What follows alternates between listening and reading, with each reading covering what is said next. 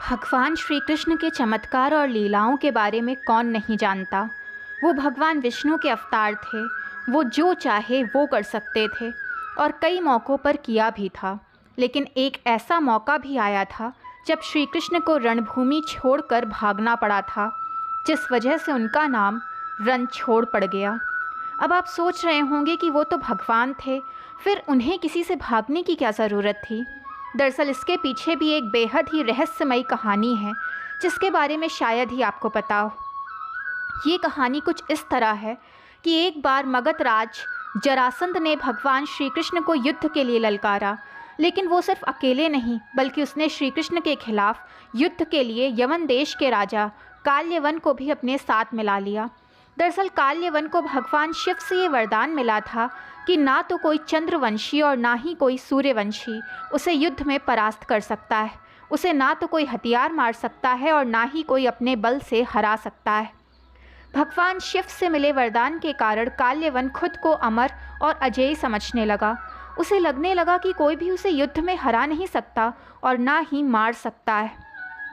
जरासंध के कहने पर काल्यवन ने अपनी सेना के साथ मथुरा पर आक्रमण कर दिया।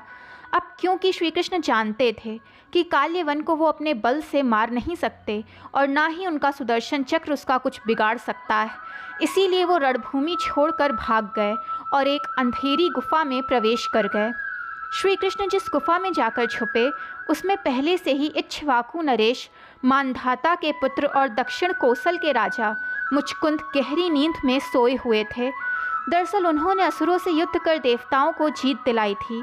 लगातार कई दिनों तक युद्ध करने के कारण वो थक गए थे, इसीलिए भगवान इंद्र ने उन्हें सोने का आग्रह किया और उन्हें एक वरदान दिया, जिसके अनुसार जो कोई भी उन्हें नींद से जगाएगा वो जलकर भस्म हो जाएगा। राजा मुचकुंद को मिले वरदान की बात श्री कृष्ण को पता थी, इसीलिए वो काल्यवन को अपने पीछे पीछे उस गुफा तक ले गए जहाँ राजा सोए हुए थे। श्री कृष्ण ने काल्यवन को भ्रमित करने के लिए अपना पीताम्बर राजा मुचकुंद के ऊपर डाल दिया।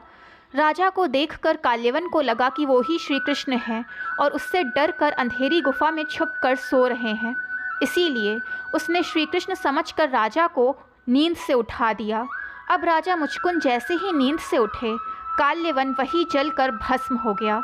असल में वो भगवान श्री कृष्ण की ही एक लीला थी।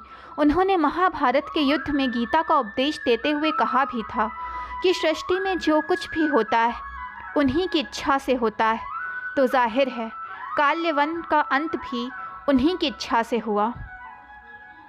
दोस्तों, कहानी पसंद आई हो तो चैनल को लाइक, सब्सक्राइब एंड शेयर करें ताकि चैनल की नोटिफिकेशंस आपको मिलती रहें।